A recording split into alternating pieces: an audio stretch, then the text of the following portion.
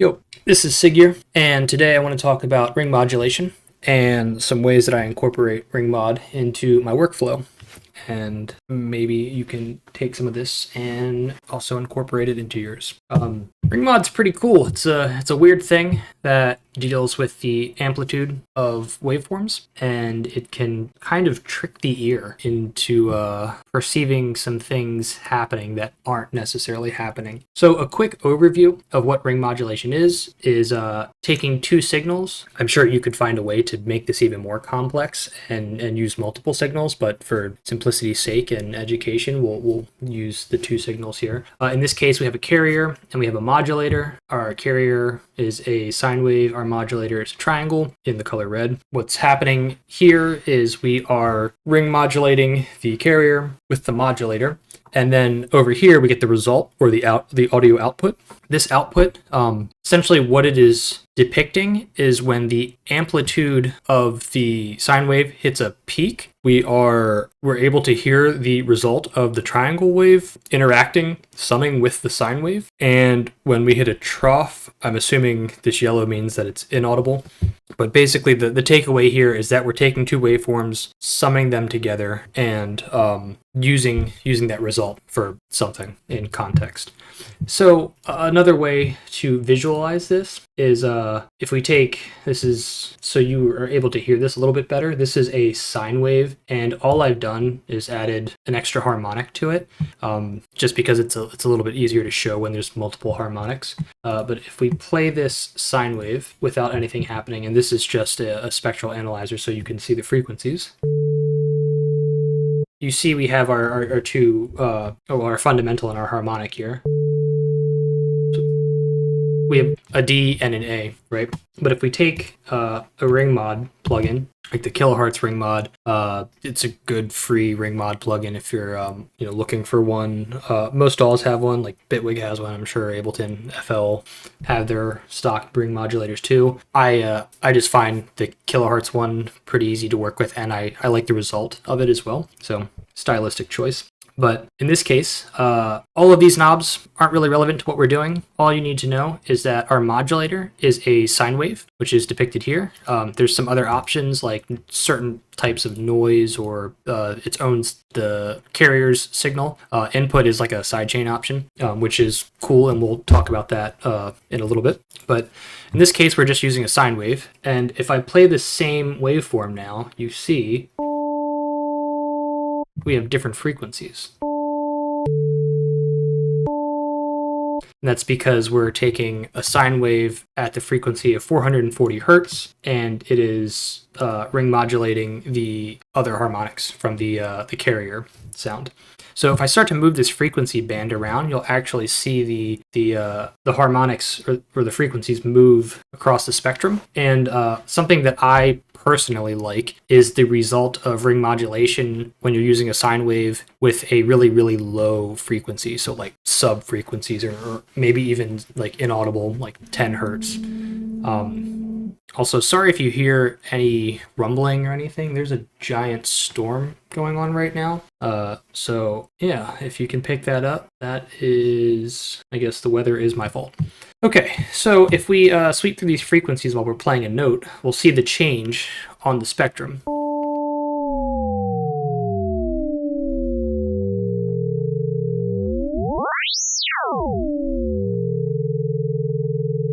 So when we get to those lower sub to inaudible sub notes, we almost get this racing effect. It's almost kind of causing like a phase cancellation, and that is sort of happening the whole time. It's just so fast that we don't really perceive it, and we only hear the result. But when it's when you have a lower waveform, you have a slower movement of that, or a slower event cycle of that wave, and it becomes more audible. So in this case,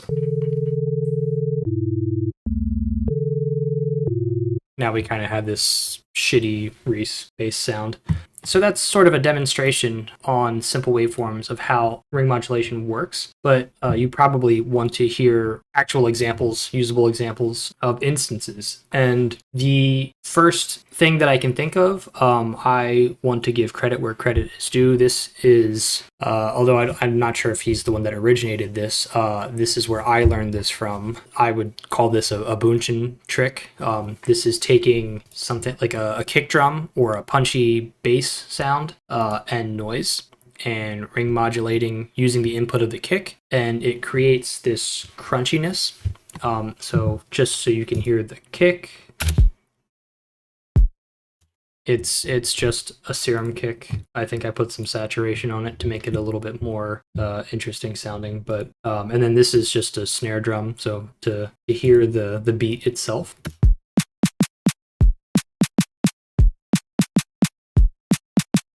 That's all we're doing here. And then this noise patch right here is I believe it's white noise, a sample of stereo white noise. So where this gets interesting is, in this case, we're using a kilohertz ring mod plugin. We are using this input 3/4 modulator, which then allows you to select input from another signal. Essentially, this is exactly how you would sidechain in your DAW. You're basically just enabling this ring modulator to sidechain. And what we're doing here is the mix is tweaked because it becomes the result is a little bit more apparent when you dial the mix down or turn it up, and you kind of sit in like the 40 to 80% range. I've noticed if the mix is at 0%, obviously you're not doing anything, so there is no ring modulation happening. And if you're at 100, you're not necessarily getting any of the dry signal, so you have nothing to compare the result to. So it's actually that comparison that we sort of like and think, something's happening to that sound. So in this case, if we play just the kick and the noise, you'll hear that the noise goes from this kind of this just noise sound to a crunchy sort of feeling to this. And what is nice about that, or where the potential starts to really reveal itself, is if we use the context of our beat, we sort of start to get this fake distortion.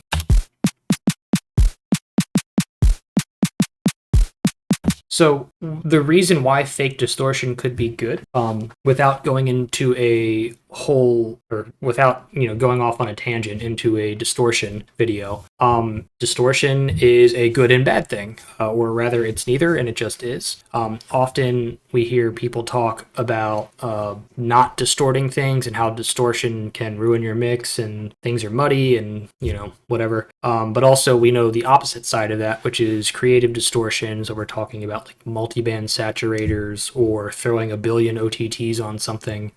So distortion has a time and a place like any other technique or tool. Now, in this case, what is interesting is that if I really wanted to get that sound without ring modulating, I would have to take this this kick drum, right? And why don't we put a limiter on here just to save everyone? Put the release pretty short. This particular part doesn't really matter because we're not like mastering or anything. So to get that crunch that the ring mod is providing, we would have to distort the shit out of this kick. And at that point, it's probably not going to sound good. So we would start cranking this up. And it's not it's not even close to what that sound is stylistically. I'm sure you could sit here and play around with any wave shaper, distortion plugin, saturator, compressor or whatever, and you might be able to get something kind of like it. But the point is that you have to sacrifice to get there. And what's really nice about this particular plugin, about this technique rather, this ring modulation, is that you're not sacrificing anything other than the fact that you're layering two sounds together. And if you're having trouble having multiple sounds and mixing them into a cohesive thing, that's a greater issue. So at this point, if we just take our kick drum, right, and we turn our noise source back in, I mean, that sounds good out of context of anything. If we're looking at this on a spectral analyzer or anything, right? We're seeing that this looks clean. This is more or less what a kick drum should look like. We have our noise is being ring modulated up here, so I can infer, and then of course our waveform looks okay. I can infer that this combination of sounds would be relatively safe to use in a mix. So I can kind of trick your ears into saying, I created this kick drum and it's super distorted, but it's really clean and it still sounds good and it works. And I know that it's going to sit on a club system and it's mono compatible and all that crap. So yeah, that's the first instance of my uses of ring mod that I like to demonstrate. Yeah, so the beat, that's a dry one. There's a ring mod one, dry. Right? So that's the first way. And I think a good secondary topic to cover now is, because we're using the signal of the kick, or the amplitude of the kick waveform, to affect the amplitude of the noise waveform, what we're basically doing is ducking, or creating a form of ducking, which is also what we call sidechaining. So you think, if you've watched my other video on sidechaining, whether that's with a compressor or an LFO tool or something like Shaperbox, which is kind of like the go-to for sidechaining right now, at least from my experience and the people that I talk to that I think have really clean mixdowns, Shaperbox, or a volume shaper specifically, seems to be the go-to. But ring modulation sidechain is also an option, and it does have a character. So if we take this bass sound and we'll turn the ring mod off, it's just this is going to have some layers, so instead I'll just show it here.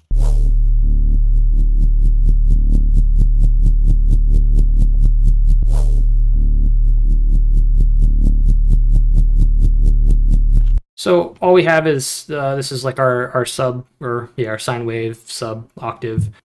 There's some like FM phase modulation stuff happening as well, and some noise and others, just things going on to make the bass interesting. I don't want to really go into this patch too much, because that's not what this is about. This is more about how you can use ring mod. So in this chain, what's more important, this is just some mono compatibility stuff here, just a little mid-side split to cut stereo frequencies out of the mids. Another ring modulator. In this case, I am using this bias knob. That's just to kind of, once I am sidechaining with the kick noise group, the drum bus signal, I'm losing some gain off of the bass signal.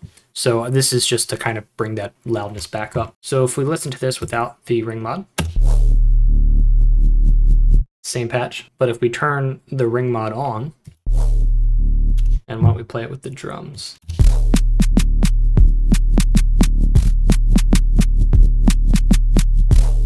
I'm not sure if you can hear that too well. Maybe if we turn the noise off, it's more apparent.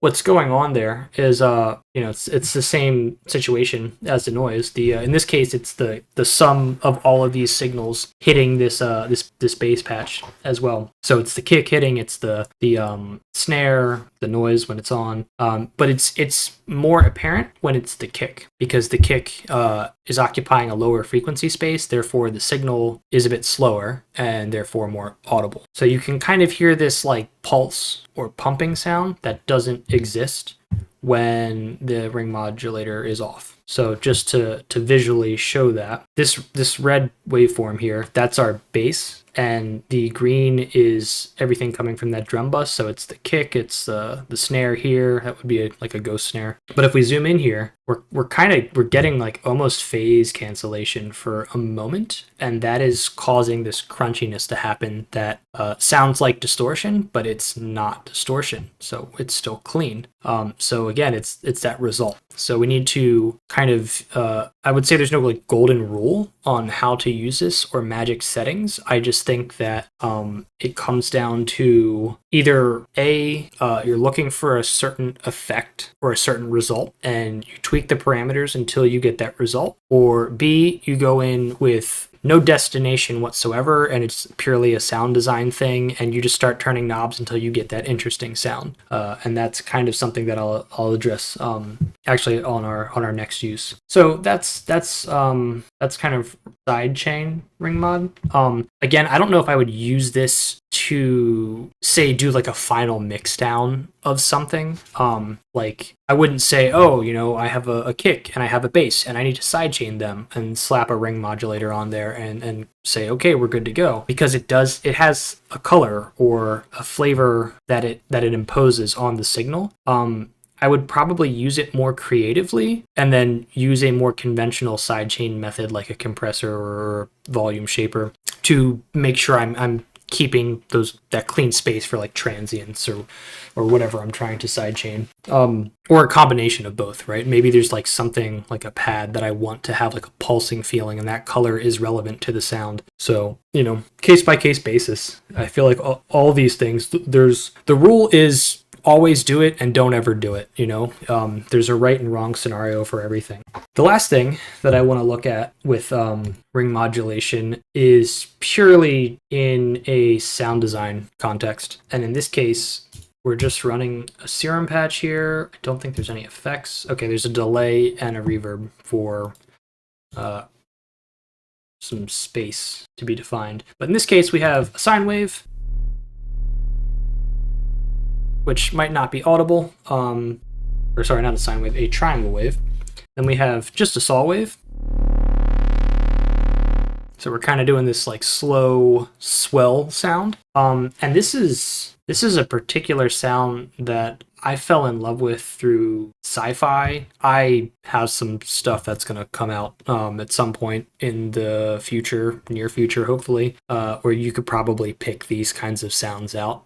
This is very like Neo Blade Runner, or, kind of what I felt, sci-fi sounded like with synthesizers and things. But then it's like got this modern dirtiness to it that's not analog. So we have this sine wave.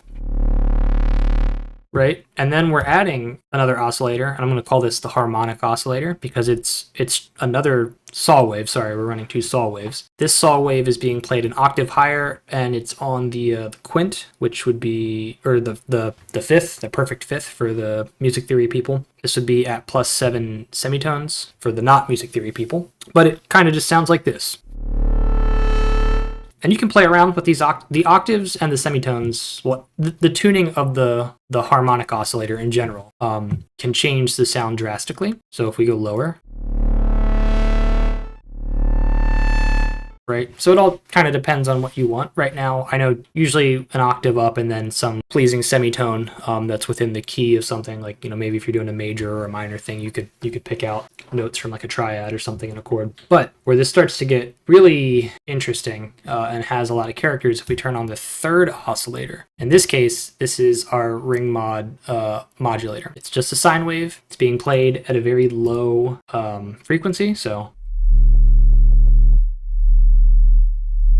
if you can hear or feel that, that's really just a sub bass. But when that's on, you can hear what happens to this saw wave. All of a sudden, we have this grittiness or this crunchiness. If you hear it just the saw wave itself. So we're going from this to this. And if we turn everything on, you get these cool spacey sounds.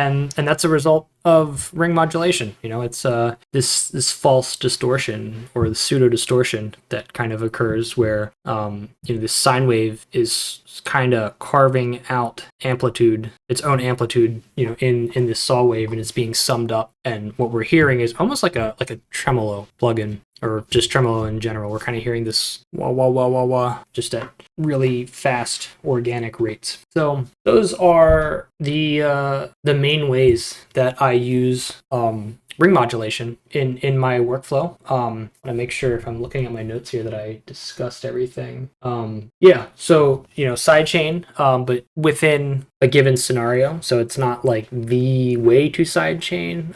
It's a method and it has its flavor. So I mean, if you're doing something and if you're sidechaining something and you're not liking the results, try ring modulation. Maybe it gets you there. Or try ring modulation and then try, your preferred way of sidechaining, and maybe that gets you there. Harmonic movement, right? We kind of discussed that on this demonstration of the waveform. You can start to make, things from that. Immediately, I think of like a drone or some, ambient bed.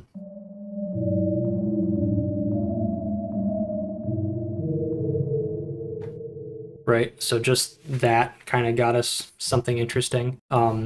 These are all tools, ways of kind of getting results we might not have thought to go after. Creating this false distortion, I think that's kind of my number one approach, whether it's like the noise and kick layering thing, the Bunchen technique, if you will, or this saw ring modulation thing. I don't really know where I picked that up specifically, but I know somehow I came to that conclusion that happens with that sound, and I enjoy that personally, so I like doing that. Yeah, so I hope this gets you inspired, or helps you solve some problems that you've been, if you're hitting a wall, hopefully you're not hitting any walls, but if you have, maybe this kind of helps you get around that obstacle, or just inspires you to look into doing some ring modulation on stuff. Again, your DAW probably has a stock ring modulator. That is fine. I also really like the kilohertz ring modulator. That is free, I believe, as of right now. I think that's in their list of free effects. All their effects are pretty good. You should pick them up. I'm not sponsored by them, so if you know someone at Kilohertz that wants to pay for stuff, send them my way. Yeah, as always, if you have any questions, comments, or concerns, drop a note on here or DM me on whatever.